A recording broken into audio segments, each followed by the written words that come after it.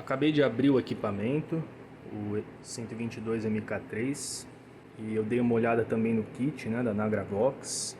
Ele é bem completo, dá para fazer o recap tranquilo, né?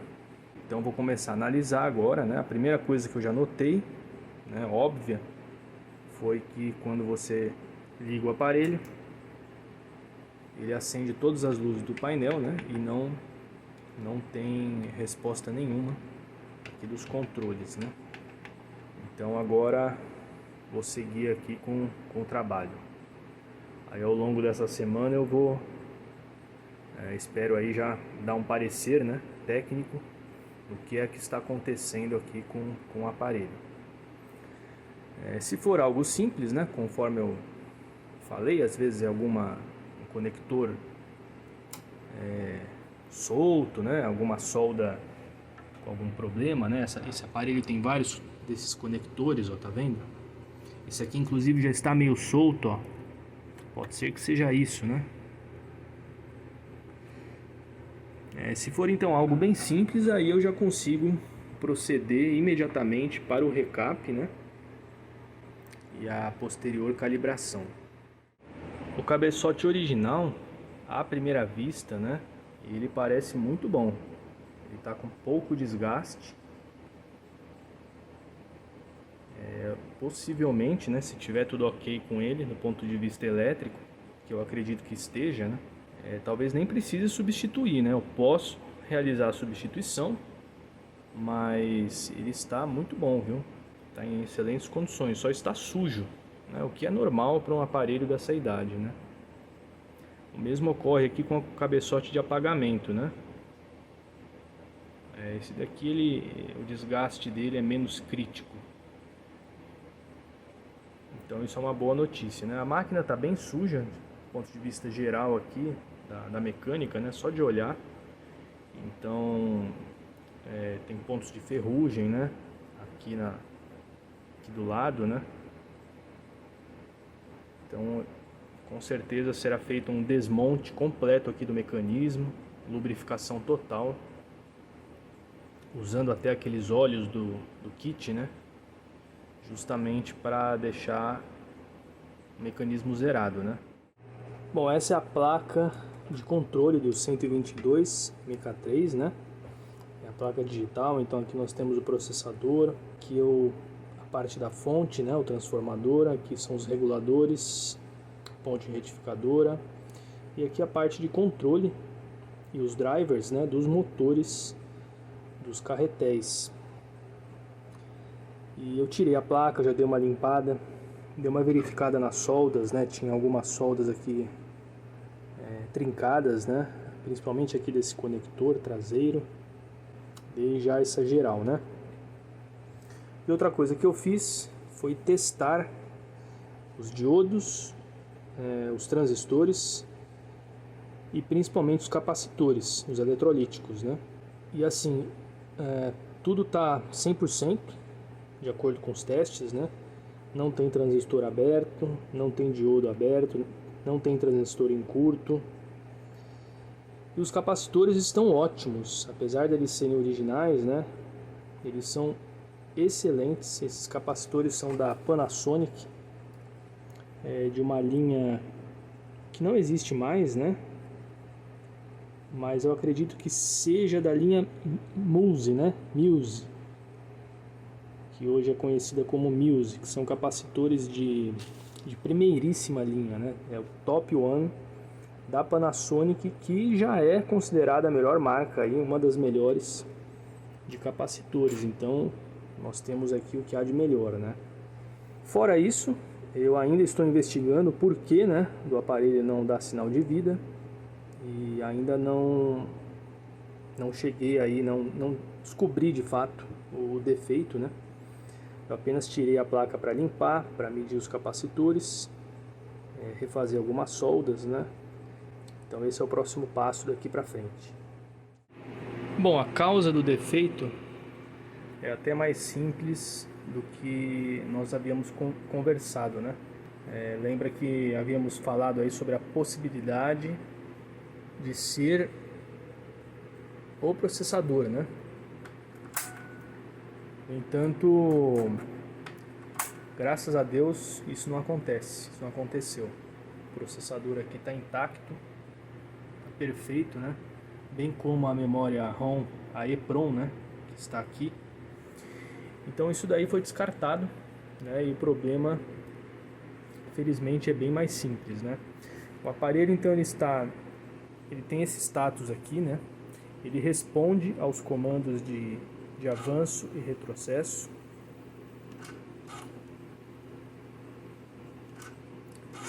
O play, ele responde, porém o motor do Capstan está parado, e a causa quase que certeza por conta daqueles capacitores, né, que se deterioram drasticamente na plaquinha do Capstan. Isso daí eu farei a troca, farei o recap e o motor vai voltar a funcionar perfeitamente, né? Porém, as outras funções aqui do display, elas ficam assim, né? Com todos os LEDs acesos, não há resposta quando a gente aperta aqui, pressiona, né? E o contador apagado. Então a causa desse defeito está em uma das fontes de alimentação aqui da placa principal, né? Esse aparelho ele utiliza 4 fontes separadas.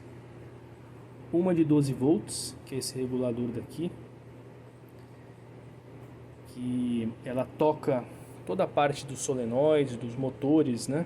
Na verdade ele não tem solenoides, somente motores, incluindo o motor do Capstan. Então essa plaquinha daqui, esse regulador, né? A outra fonte é 5 volts, que é para os circuitos lógicos, que é este regulador daqui. Então ele alimenta toda a parte de processamento, toda a parte lógica, né? A outra fonte sai daqui, de enrolamentos separados aqui, e vai para outra placa, e aqui é toda a parte analógica. Então é totalmente separado, né? Essa fonte é totalmente separada dos demais circuitos. E por fim, tem mais uma fonte que é responsável por alimentar a parte aqui desse painel, principalmente o display de vácuo fluorescente. E justamente essa fonte, ela está aberto, né? O transistor aqui de regulador, ele está em aberto. Aqui no esquema a gente consegue ver duas dessas 4 fontes que eu mencionei, né? Então esse daqui é o regulador da fonte de 12 volts, que é essa linha daqui, né?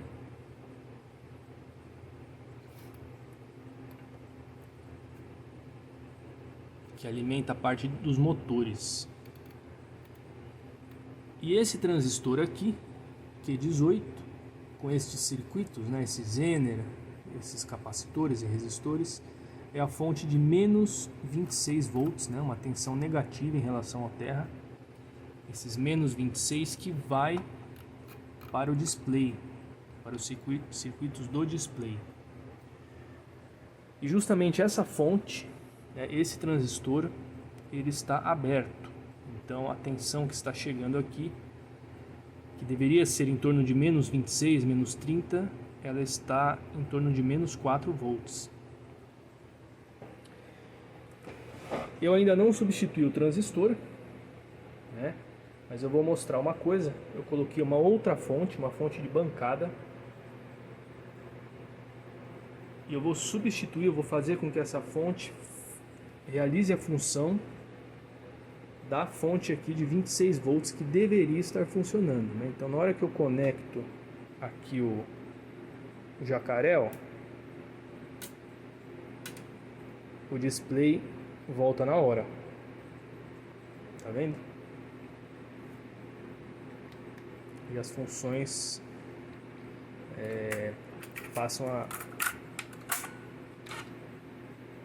atuar, né, de maneira correta, tá vendo? Ó? Está contando perfeitamente. Os botões aqui também respondem, ó. Então, felizmente, não é um problema de processamento. Isso é uma notícia excelente, né? porque se fosse o processador, certamente seria necessário comprar uma placa dessa inteira, né? Porque é muito difícil. Eu nunca vi para vender esse processador separadamente, tá? Até porque ele possui firmware, um código aqui gravado internamente. Então seria muito complicado encontrar essa peça avulsa, né? Então agora eu vou proceder para a troca do transistor, que está com defeito, e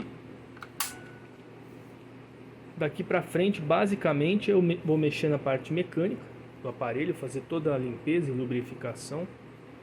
Ainda não testei os capacitores desse lado, né? Eu vou fazer isso em seguida, e qualquer coisa que eu encontrar fora dos padrões, né, em termos de capacitância e ESR, eu vou trocar. E os capacitores aqui da plaquinha do motor do Capstan, que é essa placa daqui, ó, este sim eu irei fazer uma troca completa, porque eles se deterioram, né, de maneira muito drástica. Muitos deles aí ficam com a ESR extremamente alta e praticamente não funciona, né? Que é o que está acontecendo aqui, nesse caso. Esse daqui é o transistor que está aberto, é o 2SA1015.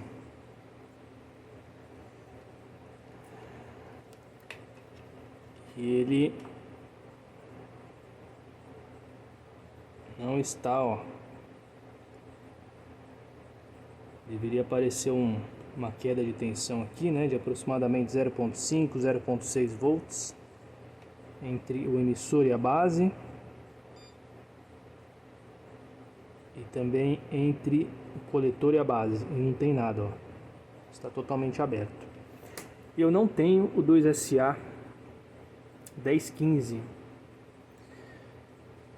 mas eu tenho o BC 640, que é equivalente, né? Como essa é uma aplicação que não é crítica, é só um circuito, é um regulador, né, de tensão, então o BC 640 vai servir perfeitamente.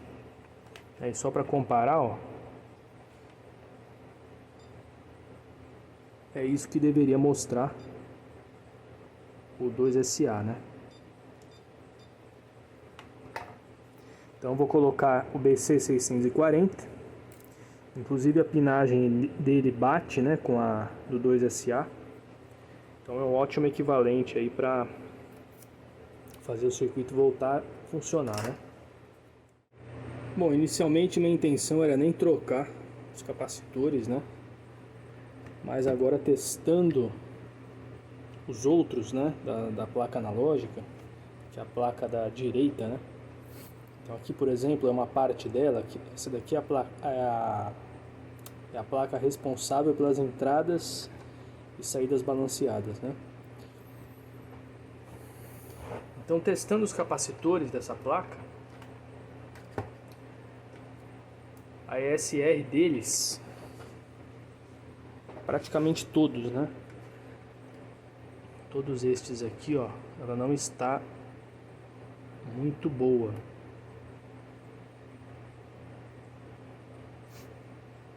Na verdade, assim, ela ainda está dentro da margem, né, de tolerância. Porém, os capacitores novos, eles estão com uma ESR bem melhor, ó.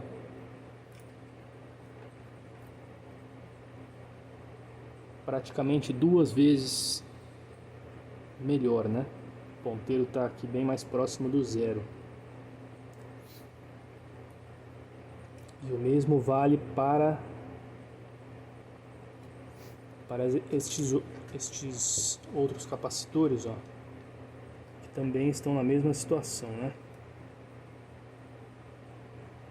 Aqui a ESR está batendo em torno de 2 ohms, aqui, né?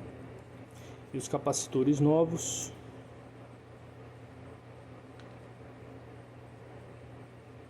praticamente 2 vezes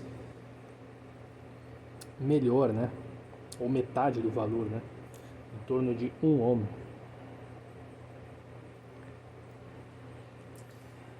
Então, diante disso,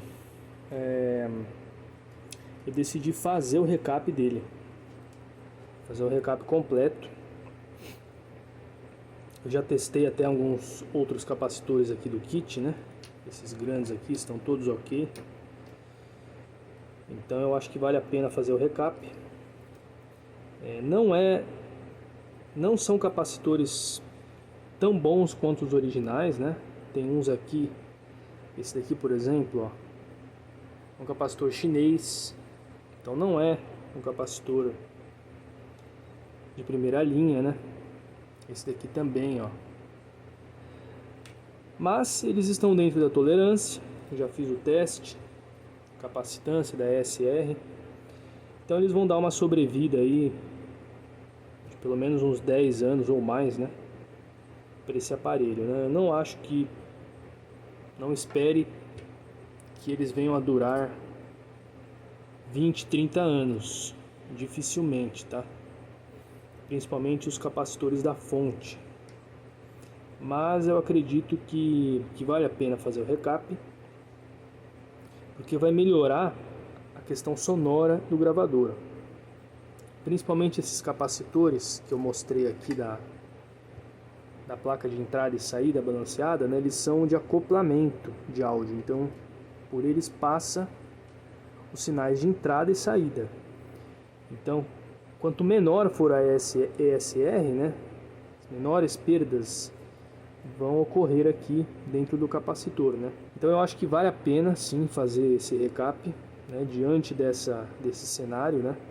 Na outra placa, na placa da esquerda, né, que eu já mostrei, os capacitores estão melhores, né, incrivelmente melhores. Então, o que é uma surpresa, né?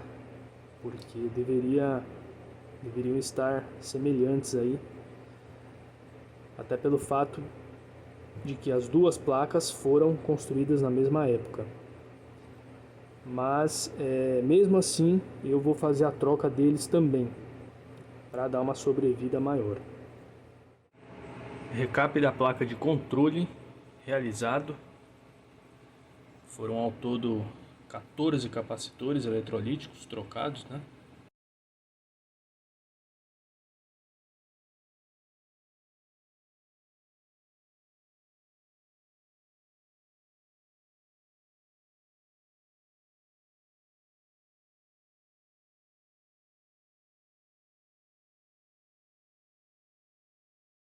E aqui estão os antigos. Agora eu vou proceder para o recap da outra placa. A placa analógica, né? Que tem mais capacitores. Então ainda tem, ó, bastante coisa para trocar, né? Mais da metade do kit vai naquela outra placa. E daqui, então tá resolvido, né? Foi bem tranquilo.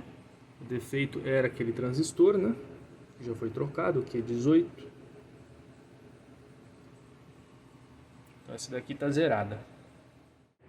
Bom, estou mexendo aqui no motor do Capstan. Esse é o conjunto, né? Fabricado pela TIAC.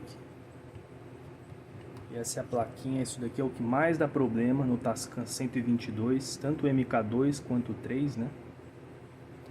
Geralmente todos esses capacitores SMD, né, são capacitores soldados diretos na placa, na superfície da placa. Eles acabam praticamente abrindo, né, o circuito. E aí o motor simplesmente não gira, ele para de funcionar. Então eu já troquei alguns, utilizando as peças do kit da Nagravox, né? Tá vendo, ó? Todas elas, exceto essa daqui, que eu usei uma peça minha, porque a peça que veio no kit da Nagravox não estava boa. Aí eu peguei uma peça aqui do meu estoque, né? Eu sempre testo todas as peças que eu coloco no gravador, sem exceção, para ter certeza de que não está com defeito. Não dá para confiar no que vem da fábrica, né? Nem mesmo por meio de kits comprados pela internet. Não dá para confiar, não. Então aqui ainda faltam trocar 2 capacitores, eles estão aqui, ó. Os novos, né? Vou trocar esse, já tirei ele da placa, e este outro daqui. Esse motor eu desmontei ele também, né? Vou mandar as fotos. Já fiz a lubrificação utilizando os lubrificantes da Nagravox. Então ele ficou perfeito agora, ó, o giro dele. E aí eu vou proceder aqui para o conjunto mecânico. Esse daqui é um pouquinho mais demorado, porque basicamente eu tenho que desmontá-lo por inteiro, né? E lubrificar completamente todas as partes móveis. Limpar antes, né? Primeira coisa é limpar, depois lubrificar. E provavelmente este motor daqui eu irei abri-lo, como eu quase sempre faço esses gravadores, né? Não só da Tascam, mas de outras marcas. Os motores com escova, principalmente aqueles que movem o mecanismo dos carretéis, né? Com o passar do tempo, as escovas vão carbonizando, elas vão ficando pretas por causa das faíscas, né? Ocorre pequenos centelhamentos na hora que o motor está em operação. Isso é absolutamente normal. E essas faíscas vão pretejando, né? Vão carbonizando as escovas. E aí o contato elétrico vai ficando pior com o passar do tempo. Qual que é o resultado disso? O motor perde torque. E aí quando você vai rebobinar uma fita, às vezes ela trava, né? E não é defeito na fita ou em outra parte do mecanismo, é simplesmente o motor que perdeu o torque. E aí tem que abrir, fazer a limpeza das escovas e do comutador. Feito isso, resolve-se 100% o problema, o motor vai conseguir girar sem apresentar defeito, né?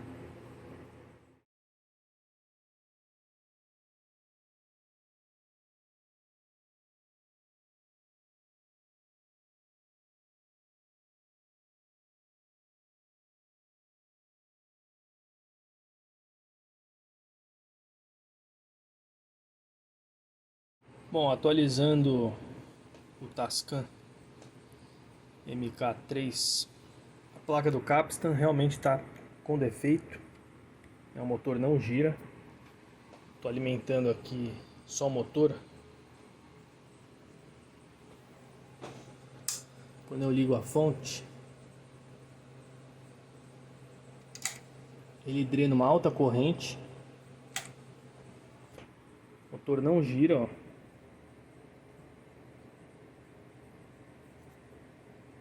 E o CI que fica, CI de potência, o driver do motor, ele esquenta pra caramba. Aí se eu der um toquinho no motor,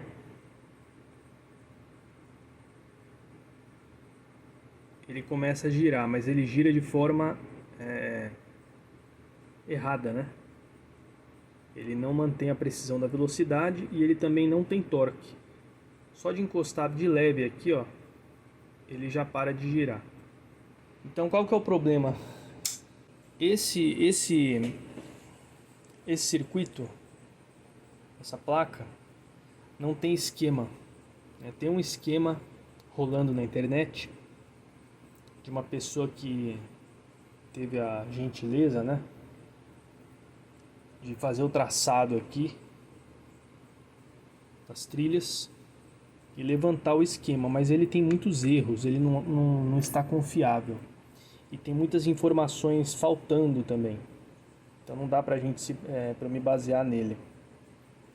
E eu já procurei em vários lugares esse esquema e não tem como encontrar, né? Então qual que é a minha suspeita?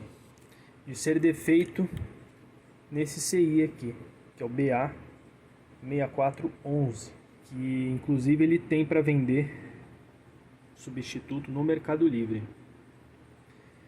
As bobinas eu sei que não são, porque eu testei, né? Existem 2 pares de bobinas aqui. Eu levantei as perninhas aqui para fazer o teste e elas não estão em aberto. E o que resta também, o que poderia ser, são esses 2 CIs, ó, o BA6303 E esse daqui que é o CD, é um CMOS CD4013.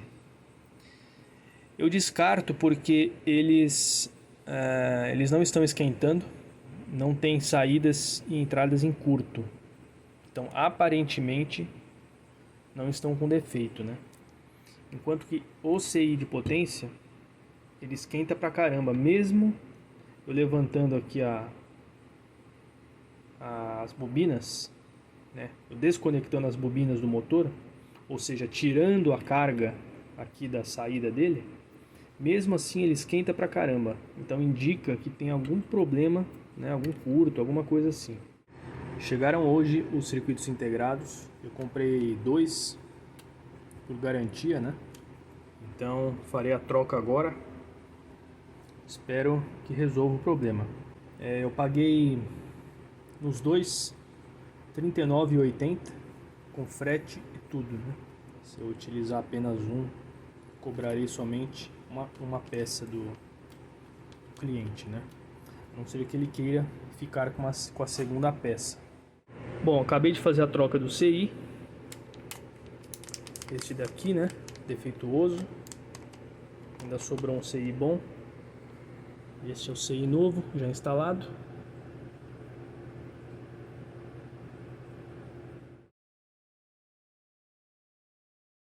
Eu já havia feito o recap, né? Lembra que eu havia mostrado, né? O recap.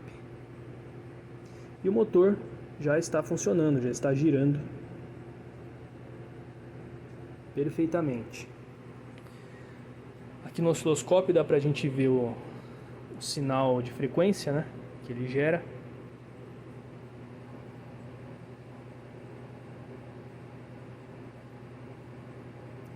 Ela tem uma variação de amplitude, mas a frequência é perfeitamente estável.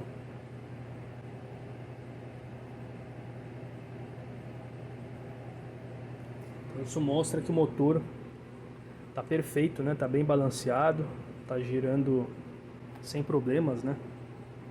Sem nenhum tipo de questão mecânica e nem eletrônica também.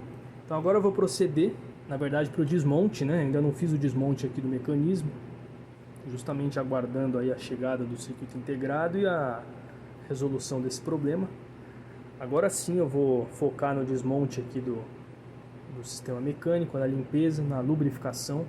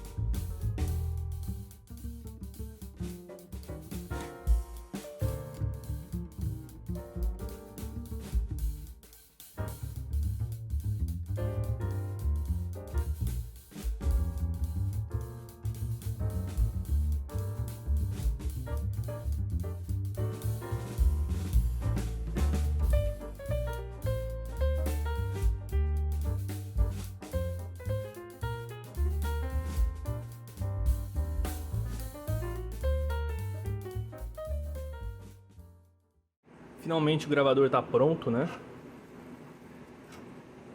100% funcional agora. Então eu vou fazer algumas observações com relação ao gravador. A primeira delas é com relação ao sistema Dolby. Em gravadores de fita cassete, o sistema Dolby, tanto B quanto C, para que ele funcione de forma 100% adequada, você tem que ter uma situação próxima do ideal. Fita magnética praticamente nova, né, a fita que você vai gravar, e da melhor qualidade possível. Cabeçotes também praticamente novos. E a máquina tem que estar 100% ajustada de acordo com o manual. Então, nesse gravador, desses 3 fatores que eu citei, o que mais se distancia do ideal é com relação aos cabeçotes. Os cabeçotes eles estão muito bons, por isso que eu não fiz a troca, mas eles já não são novos, né? O sistema Dolby ele vai funcionar, mas ele não vai desempenhar como se fosse num gravador novo. Os outros 2 parâmetros, né, a fita magnética nova, isso depende do usuário, né? Eu recomendo, se você quiser gravar com o sistema Dolby, você usar a fita de metal, ou melhor, fita de ferro, que é a fita normal, né? Da melhor qualidade possível, de preferência nova, e você aí vai ter vai desempenhar, né? Vai poder desfrutar, né? Usufruir de todas as qualidades aí do sistema Dolby, tanto B quanto C. Eu particularmente não gosto de Dolby, nem do B nem do C. Eu acho que na minha opinião, né, para gravadores de fita cassete é uma coisa que não deu muito certo.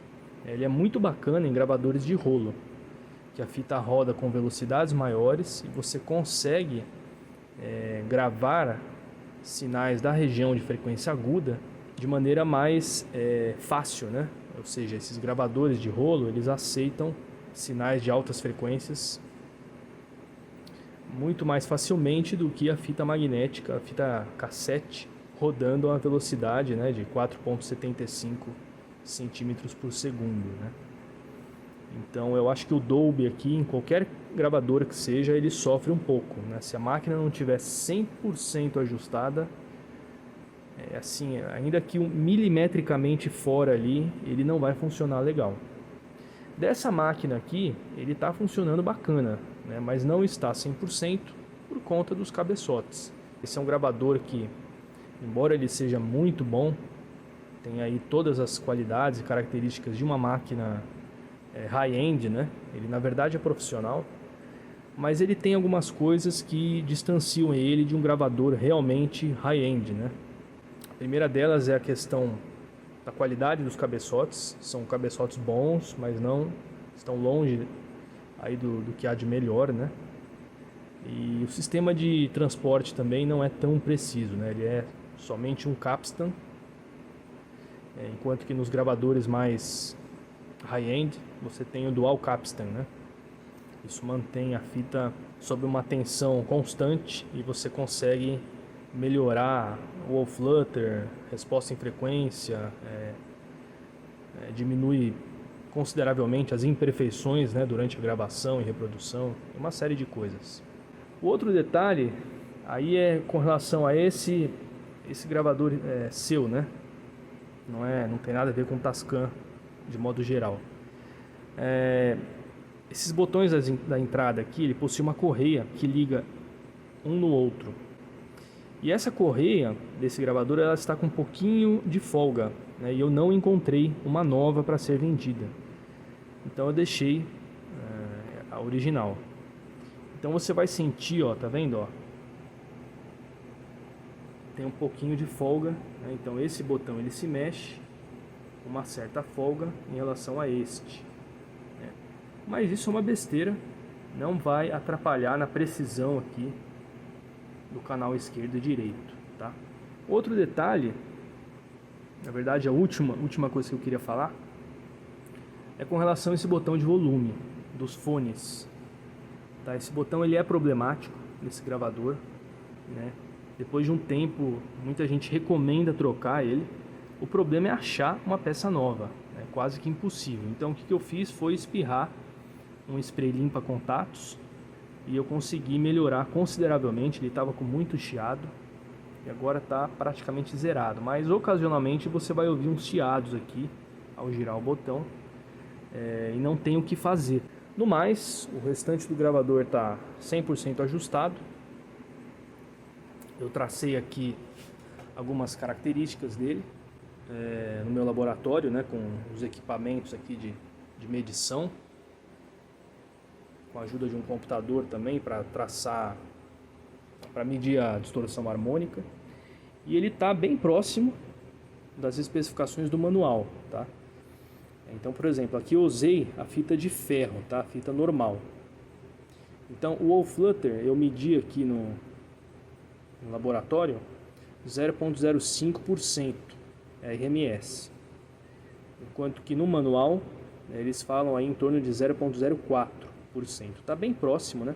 Eu acho que esse erro, para mais, é devido à minha fita padrão, que ela já tem um All-Flutter intrínseco, então acaba mascarando essa medida para cima, né? Piorando a situação. Então não tem a ver com o gravador em si. Resposta em frequência também com a fita normal, em menos 20 dB, né? Então quando o VU está aqui no menos 20, tá? Eu injeto um sinal, uma senoide, com VU aqui em menos 20. E aí eu meço até onde ele responde, né? Então, enquanto ele se mantiver entre menos 20 e menos 23 aqui no voltímetro, está dentro dos limites de resposta em frequência. Se cair abaixo de 3 decibéis, né? Ou seja, abaixo de menos 23, já está fora. E eu medi aqui algo em torno de 25 Hz até 15 kHz. Então a resposta de grave está batendo com a do manual, né? E a resposta de agudos está um pouquinho abaixo das especificações do manual. São várias hipóteses aí que podem levar a essa pequena diferença, né? No manual é de 25 a 17 com fita normal. Uma delas é a questão do cabeçote, né? Ele já não é mais um cabeçote novo. E a outra é que eu estou usando uma fita que já foi usada anteriormente. Essa fita daqui, ó, uma fita comum mesmo da BASF, né? E ela já é um tanto antiga, essa fita. Eu uso para teste, então assim, se você colocar uma fita nova, eu acho que isso daqui vai chegar bem próximo de 17 kHz. Em termos de sonoridade, eu fiz vários testes aqui, gravando e ouvindo. Eu praticamente não senti diferença entre o sinal de entrada e o sinal de saída, né? Meu ouvido ele responde até em torno de 16, 17 kHz. Mais do que isso eu não consigo mais ouvir. Então ainda estou dentro aí da faixa de resposta em frequência. Então eu posso te falar, né, com uma certa tranquilidade aí, que eu praticamente não senti diferença entre o sinal de entrada e saída durante a gravação e reprodução com esse gravador, tá? E a distorção harmônica, eu medi valores, né? A distorção harmônica é em 1 kHz e 0 dB VU. Então é com um sinal de 1 kHz na entrada, com o VU aqui em 0 dB.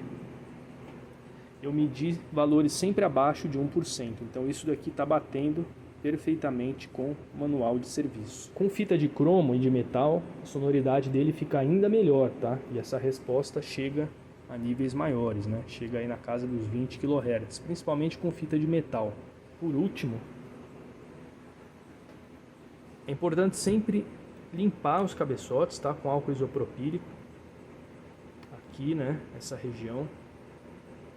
Esse aqui é o cabeçote de apagamento, também é importante limpar. Limpar esse guia, né, do capstan e esse rolo pressor também.